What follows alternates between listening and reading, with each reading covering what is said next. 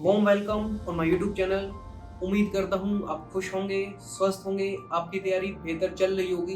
दोस्तों, आज एसएससी ने जैसे ही एमटीएस की एग्ज़ाम डेट अनाउंस करी है, वैसे ही मेरे पास काफ़ी लोगों की क्वेरी आ रही है कि सर बचे हुए 75 डेज़ में क्या करें, कैसे पढ़ें, कैसे हम अपनी तैयारी को और बेहतर कर सकते हैं।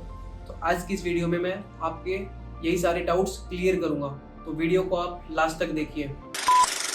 तो सबसे पहले मैं ये क्लियर करना चाहूँगा कि अगर आपने अपना सिलेबस अभी तक ख़त्म नहीं किया है तो 75 डेज़ में आप एकदम से पढ़कर आप अपना सिलेक्शन 100% ले लोगे, इसकी मैं कोई गारंटी नहीं कर रहा हूँ। बट मैं आपको ये बता रहा हूँ कि आपको 75 डेज़ में क्या करना चाहिए जिससे आपकी तैयारी और बेहतर हो और आप अपना ईजिली सिलेक्शन ले पाओ। तो बचे हुए 75 डेज़ में आपको जो मेन फोकस होना चाहिए वो फोकस होना चाहिए रिवीजन पे, मॉक टेस्ट पे और जो PYQs हैं उन पे। इसके अलावा आपकी जो रिसोर्सेज हैं, चाहे वो किसी का पेड कोर्स हो या फिर आपकी कोई नई बुक्स हो, तो आपको इन सब से इस टाइम पे बचना चाहिए एटलीस्ट, क्योंकि 75 डेज में हम कुछ ज़्यादा नया नहीं सीख सकते हैं। प्रीवियस डेज में हमने जो पढ़ा है या प्रीवियस मंथ्स में हमने जो पढ़ा है, हम उस चीज़ को ही थोड़ा और बढ़िया और बेहतर तरीके से उसको रिवाइज कर सकते हैं। हम अपनी तैयारी को इससे बेहतर कर सकते हैं। एकदम से न्यू चीज़ें पढ़ के हमने जो चीज़ें पढ़ी हुई हैं हम उसको भी ख़राब कर लेते हैं। तो आपको भी कोशिश करनी है कि आपको रिवीजन पे आपको ज़्यादा फोकस करना है, नई चीज़ें आपको नहीं पढ़नी है। तो जो मेरा जो मेन जो सजेशन है आपके लिए वो ये है कि आपको इस टाइम पे सबसे ज़्यादा जो फोकस है आपका इस टाइम पे वो होना चाहिए आपका PYQ पे।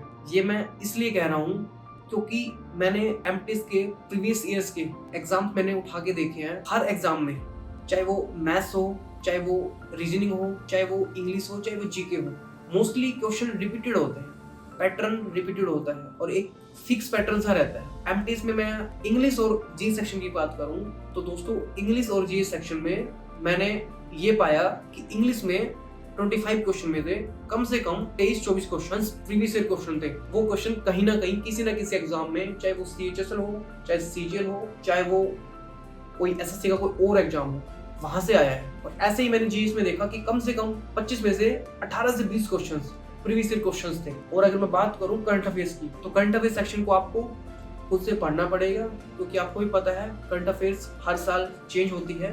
तो आपको करंट अफेयर्स के लिए मैं रिसोर्सेज भी बताऊंगा इस वीडियो में कि किस रिसोर्सेज से आपको करंट अफेयर्स पढ़ना चाहिए। बट मैं आपको ये बता रहा हूँ कि आपका जो मेन फोकस इस टाइम पे वो सिर्फ प्रीवियस ईयर पे होना चाहिए। जिसने अपने सिलेबस खत्म कर लिया है या फिर कोई न्यू भी एस्पिरेंट है जो अपनी तैयारी कर रहा हो, उसकी मैं सिलेक्शन की गारंटी तो नहीं दे रहा हूँ, बट मैं आपको इतना जरूर बता दे रहा हूँ, अगर आपने PYQ को लगाया, चाहे वो इंग्लिश के PYQ हो, चाहे वो जीएस के लिए हो, जैसा कि आपको पता है मैथ्स और reasoning section qualifying in nature है। आपको इसमें सिर्फ 30% मार्क्स सिक्योर करने हैं UR कैटेगरी को, OBC कैटेगरी को 25% और ST और SC कैटेगरी को 20%। तो मैथ्स और रीजनिंग इजीली हो जाएगा, क्योंकि 20 क्वेश्चन मैथ्स के होते हैं, 20 क्वेश्चन रीजनिंग के होते हैं। तो इन दोनों सेक्शन में 6 क्वेश्चन अगर आप कर पाओगे ठीक क्वेश्चन, तो आपका क्वालिफाई हो जाएगा इजीली सेक्शन 1। उसके बाद जो मेन लिस्ट जो बनती है वो बनती है सेक्शन 2 से ही, जो इंग्लिश और जीएस से है। और SSC सबसे ज़्यादा क्वेश्चन जो रिपीट करती है वो भी डिटो क्वेश्चंस जो किसी न किसी एग्जाम में आए हैं, वो इंग्लिश और जीएस से ही रहते हैं। तो इस टाइम पे आपको इंग्लिश और जीएस के लिए जितने भी एग्जाम्स हुए हैं, और मैं ये सजेस्ट करूँगा कि आप अभी जो रिसेंट में SSC ने जितने भी एग्जाम अभी लिए हैं, चाहे वो CHSL हो, चाहे CPO हो, चाहे वो सिलेक्शन पोस्ट हो, इन एग्जाम्स के आप प्रिंट आउट निकलाओ। मैथ्स रीजनिंग सेक्शन तो क्वालिफाइंग है, इसमें आप थोड़ी बहुत प्रैक्टिस कर सकते हैं, बट आपको इंग्लिश और जीएस इनको आपको CHSL के जितने भी सेट हुए हैं, CPO के जितने भी सेट हैं, सिलेक्शन पोस्ट के जितने भी सेट हैं, हर सेट से इंग्लिश और जीएस को एग्जाम से पहले खत्म करके जाना है। मल्टीपल टाइम आपको उसका रिवीजन लेना है। तो ये तो मैंने आपको बताई कि जो सबसे मोस्ट इंपॉर्टेंट चीज़ है कि आपको PYQs पे इस टाइम पे ज़्यादा फोकस करना है, ज़्यादा नए रिसोर्सेज नहीं पढ़ने हैं, रिवीजन पे ज़्यादा फोकस करना है। तो ये तो था मेरा पॉइंट नंबर 1 कि आपको PYQ पे ज़्यादा फोकस करना है।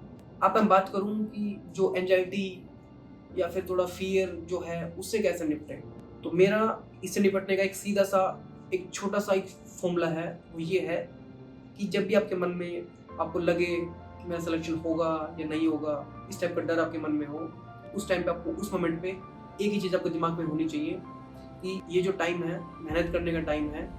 अब मुझे मैक्सिमम चीज़ें रिवाइज करनी है।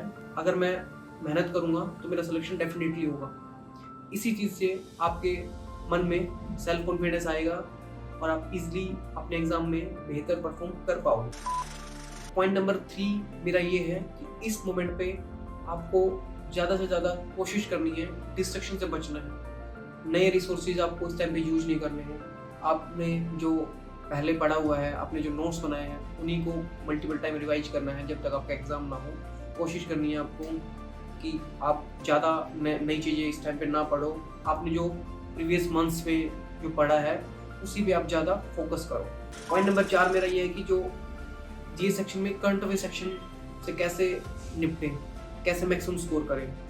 तो देखिए, मैं आपको इसमें सजेस्ट करूँगा कि अगर आपने करंट अफेयर्स को डेली पढ़ा है या फिर मंथली आपने इससे पहले कहीं से पढ़ा है तो आप अपनी वहीं से कंटिन्यू करिए, उसी चीज़ का रिवीजन करिए। अगर आपने करंट अफेयर्स अभी तक नहीं पढ़ा है तो मैं आपको ये सजेस्ट करूँगा कि आप यूट्यूब एक चैनल है RB ही, और उनका एक टेलीग्राम चैनल भी है। इसमें इन्होंने मंथली करंट अफेयर्स की PDF डाली हुई है जो जनवरी से लेकर आपको अगस्त तक, क्योंकि आपका एग्जाम 30 सितंबर को है, तो मैं आपको यही सजेस्ट करूंगा कि आप जनवरी से लेकर अगस्त तक की करंट अफेयर्स एटलीस्ट पढ़ें। हो सके तो आप दिसंबर और नवंबर की करंट अफेयर्स आप पढ़ सकते हैं। अगर आपको लग रहा है आपके पास टाइम ज़्यादा है, आपने जल्दी इन सबको कवर कर लिया, तो आप नवंबर दिसंबर की भी करंट अफेयर्स आपको पढ़नी चाहिए, जिससे आपको काफ़ी ज़्यादा हेल्प मिलेगी। हो सकता है कि आप अच्छा स्कोर करंट अफेयर्स में कर दो। तो आपको करंट अफेयर्स की PDF के प्रिंट आउट्स निकलवाने हैं और उसी प्रिंट आउट से 1 मंथ की PDF में आपको मैक्सिमम 1 आवर्स या फिर 1.5 आवर्स ही लगेगा। तो इसको आपको कोशिश करनी है कि 1 मंथ की PDF को आप कम से कम 3 से 4 बार पढ़ के जाओ, ताकि जो करंट अफेयर्स के क्वेश्चंस हैं वो आपको एक भी क्वेश्चन आपका ना छूटे। उम्मीद करता हूँ आपको मेरी वीडियो पसंद आई होगी और मुझे कमेंट सेक्शन में ज़रूर बताएं कि आपको अगली वीडियो किस टॉपिक पे चाहिए। आपका कोई भी डाउट्स हो, चाहे वो क्वेश्चंस हो या फिर किसी भी टॉपिक से रिलेटेड हो, आप मुझे व्हाट्सअप करके अपना डाउट्स पूछ सकते हैं और मैं कोशिश करूंगा कि आपका जो डाउट्स है उसको क्लियर कर पाऊँ। तो वीडियो को लाइक करें, चैनल को सब्सक्राइब करें, ज़्यादा से ज़्यादा लोगों तक शेयर करें। Thank you so much. खुश रहें, स्वस्थ रहें।